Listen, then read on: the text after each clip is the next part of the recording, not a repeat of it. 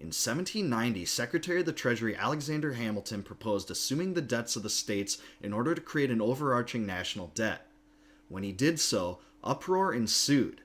But why was this subject so controversial? And how did it lead the United States Capitol to end up in Washington, D.C.? In this video, I'll explain.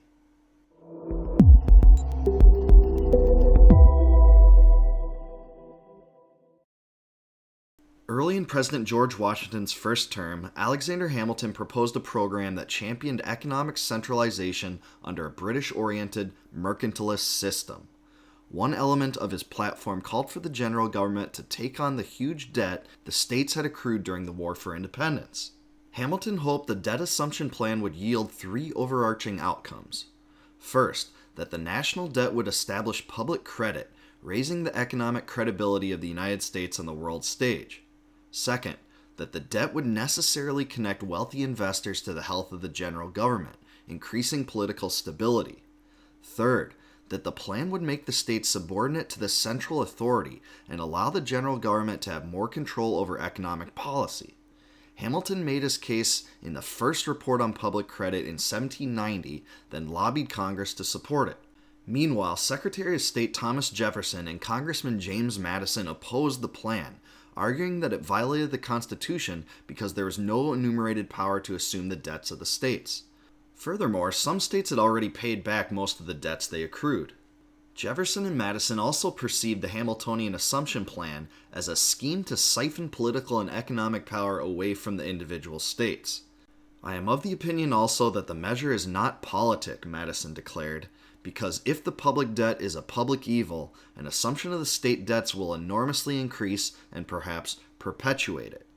Moreover, Madison recalled that the Nationalists at the Philadelphia Convention, including himself and Hamilton, agreed to defeat a proposal to add a power to assume the debts of the states, believing its inclusion would appear too controversial and jeopardize the framework's adoption. The convention did so on August 22, 1787, and Hamilton admitted the removal was deliberate in a 1792 letter. "I well remember," Hamilton wrote, "that both he and Madison agreed that a debt assumption power would create the impolicy of multiplying obstacles to the Constitution's reception on collateral details." At the same time as the debate on debt assumption raged on, another congressional dispute emerged over the future location of the United States Capitol. While the general government first took office in New York, the Constitution permitted Congress to establish the location for the seat of government. The Southern representatives naturally favored a location in the South, while those from the North pushed for the capital to be located in a northern metropolis. One day, outside of President Washington's New York residence, a somber Hamilton expressed to Jefferson his disdain regarding the inability to sway Congress to his position on debt assumption. According to Jefferson, Hamilton even went as far as to suggest that he would resign as Treasury Secretary if he failed to persuade Congress to assume the state debts. This event spurred Jefferson to call a dinner party to join Hamilton with Madison, who was then the most ardent congressional opponent of the assumption plan.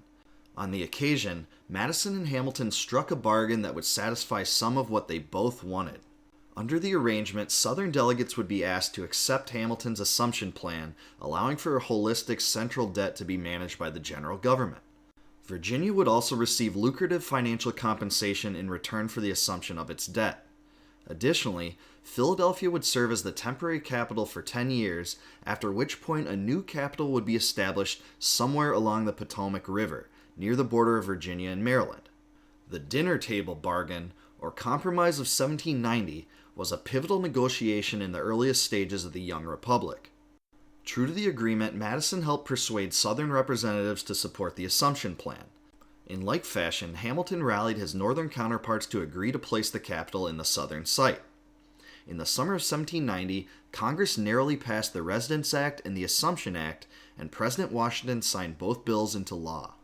The Assumption Act was especially provocative, and skeptics took notice.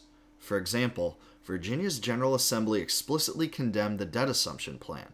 According to the state, the plan was not warranted by the Constitution of the United States, and would prove fatal to the existence of American liberty. The resolution also chastised the plan as reminiscent of kingly tyranny, warning it would produce enormous debt and unbounded influence in the hands of the executive. Virginia's harsh rejoinder called for Congress to repeal the Assumption Act and articulated that the state would use its power to protect Virginia against federal encroachments. In the end, Jefferson considered the dinner table bargain to be a tragic mistake. As he put it, "Of all the errors of my political life, this has occasioned me the deepest regret. Hamilton's system flowed from principles adverse to liberty and was calculated to undermine and demolish the Republic." Furthermore, Madison was drawn away from his nationalist inclinations after the Assumption Act and helped found the Republican Party to oppose the Federalists. Of all the acts of the First Congress, the Assumption Act and the Residence Act may have had the most long-lasting repercussions. The United States remains a country of foreign credit and immense public debt, and the capital has remained in Washington, D.C. for over 200 years. A true measure of compromise in a divisive era, the dinner table bargain left an enormous impression upon the future of the United States.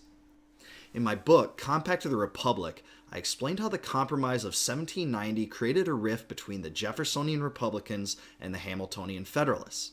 If you want to pick that up, I've included a link in the notes below. I've also included links on the best works on the Compromise of 1790. Thanks for watching this episode of History in a Nutshell. If you enjoyed this video, please subscribe to my channel and check out my other videos.